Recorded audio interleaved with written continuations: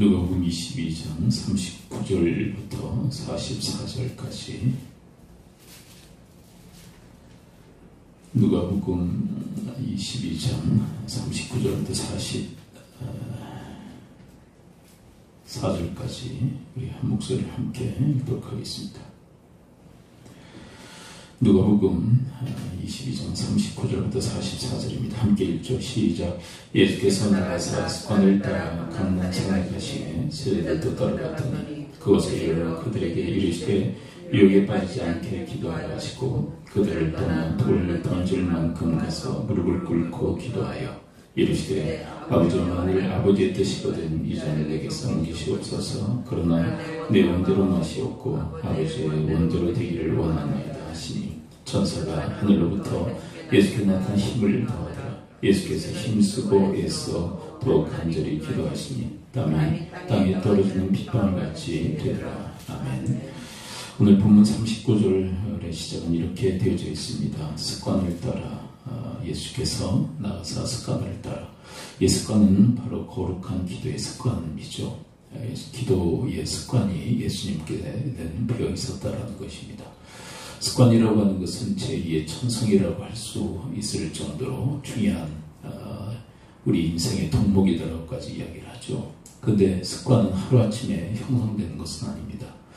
계속된 행동의 반복이 바로 습관을 만들어내고요. 또 어떤 인생에 대해서 논하는 분들은 그 습관이 우리 인격을 형성한다. 그리고 인격은 우리 운명을 결정짓는다라고까지 이야기를 하죠. 그래서 이 습관의 형성은 너무나도 중요하다라고 이야기를 하고 있는 것이죠. 그리스도 예수, 인간의 몸을 입고 이 땅에 오신 예수님께도 이런 거룩한 습관의 형성이 끊임없는 기도의 행동을 통해서 만들어졌다라고 이야기를 하는 것이죠. 그런데 이 제자들의 모습을 보게 되면 예수님의 부탁에도 불구하고 그리고 자기 자신을 위한 기도의 그런 상황임에도 불구하고 기도하지 못하는 그들의 모습을 보게 되어집니다.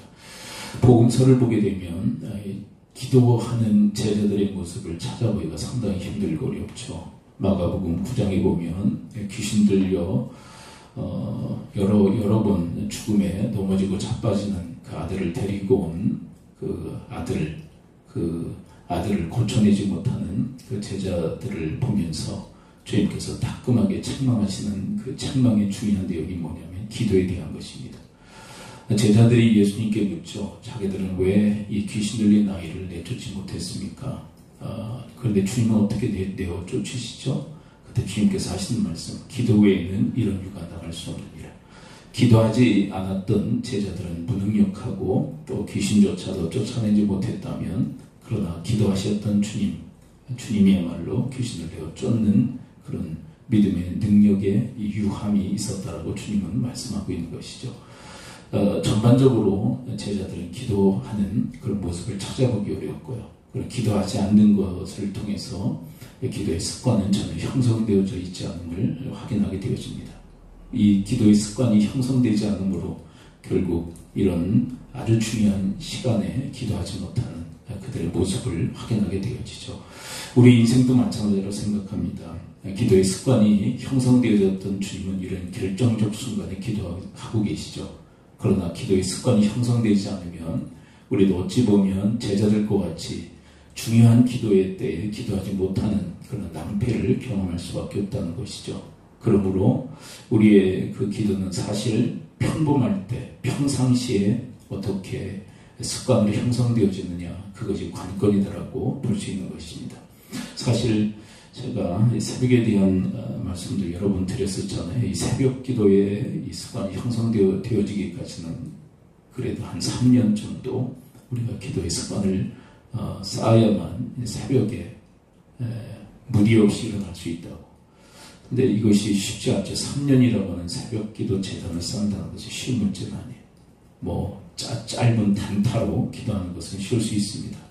일주일간 집중 기도, 그건 간단할 수 있지만 1년이 넘고 2년이 넘고 3년의 그런 기도의 장기간의 이 프로젝트가 형성되어진다는 것이 쉬운 문제가 아닙니다. 그렇지만 여러분, 그런 얘기가 있잖아요. 사람이 습관을 만들지만 습관이 나중에 우리 사람을 만들어 간다고. 우리가 이제 한국 기독교, 한국교회가 고령화되어져 가지 않습니까? 그것은 교회만이 그런 것이 아니라 사회 전반이 그런 거예요. 사회 전반이. 아이들의 수는 줄어들고 어른들의 수는 자꾸 늘어나죠.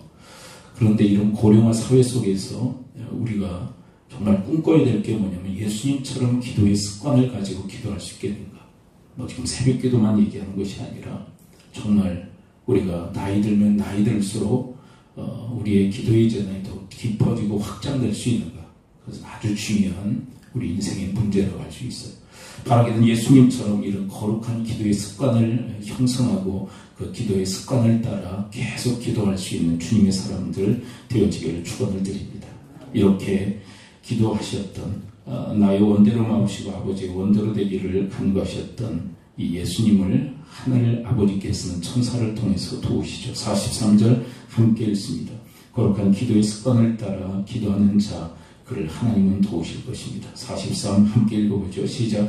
천사가 하늘로부터 예수께 나타나 힘을 더하다. 그렇게 간절히 또 습관을 따라 기도하시는 주님을 하나님께서 천사를 동원하여 도우시는 이 장면을 이야기를 하고 계십니다. 하나님께서 기도하는 자를 도우실 줄 믿습니다. 그런데 오늘 본문의 맥락을 보게 되면 전체적으로 기도하신 주님, 그 기도의 내용을 성취하고 이룰 수 있도록 하나님이 도우신 것이에요. 그렇지 결과적으로. 그런데 오늘 본문을 보게 되면 조금 어떻게 보면 현미경으로 좀 이렇게 집중적으로 보게 되면 기도할 수 있도록 주님께서 도우시는 모습을 보게 되어져요. 천사를 통해서 힘을 더하여 뭐하게 하실까? 궁극적으로는 하나님의 뜻을 성취한 것 맞습니다. 44절 연이어서 함께 읽어볼까요? 44 시작. 예수께서 힘쓰고 애써 더욱 간절히 기도하시니 땀이 땅에 떨어지는 빗방울같이 되더라. 이 천사의 이 도움을 통해서 뭐 하셨는가? 궁극적으로는 십자가를 지셨죠. 그런데 이 본문의 맥락을 보게 되면 천사의 도움을 통해서 더욱 힘쓰고 애써 기도하셨다. 그렇게 이야기합니다.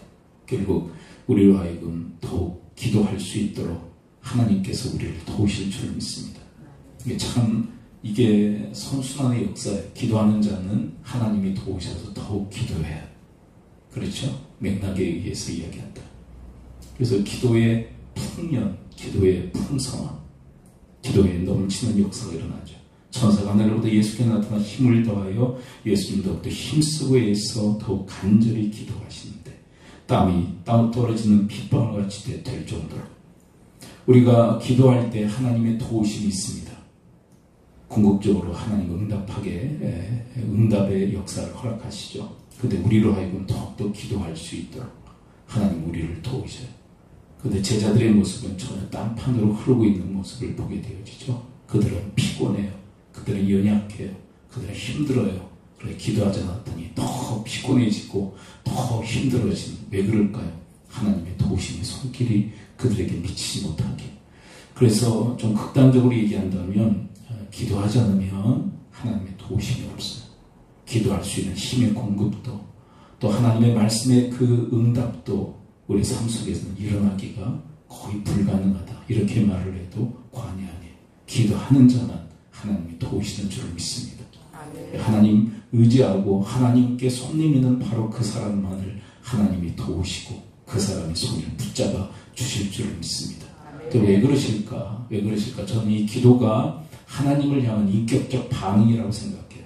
여러분 믿음과 이 기도는 상당한 어떤 유사성이 있다고 생각해요. 우리가 뭔가를 행하는 게 아니에요. 그냥 하나님의 은혜를 붙드는 거지. 여러분 기도가 뭐 행하는 겁니까? 우리가 좀 오해하는 그런 게 뭐냐면 기도가 뭔가 우리가 행하는 어떤 액션 그게 아니잖아요. 하나님의 은혜를 붙드는 거 아닙니까? 어떻게 보면 믿음의 또 다른 형태가 기도라고 생각해. 하나님만이 나를 도우실 수 있습니다. 하나님만이 나의 구원이십니다. 하나님만이 나의 의지의 대상이십니다. 이것을 고백하는 믿음의 고백의 현장이 기도가 아닌가요? 우리가 뭔가를 행하는 액션이라기보다는 하나님의 그 은혜를 하나님의 그 전지전능하심을 붙드는 행위가 기도예요. 바로 그 사람만을 하나님이 그래서 도우십니다. 기도하지 않는다는 것은 무슨 얘기냐면 나 하나님 안 믿어요. 나 하나님 의지하지 않아요. 그런 표현 아닙니까? 자기를 의지하고 자기를 신뢰한다는 표현 아닙니까? 이런 사람을 하나님이 도우실 이유가 없죠.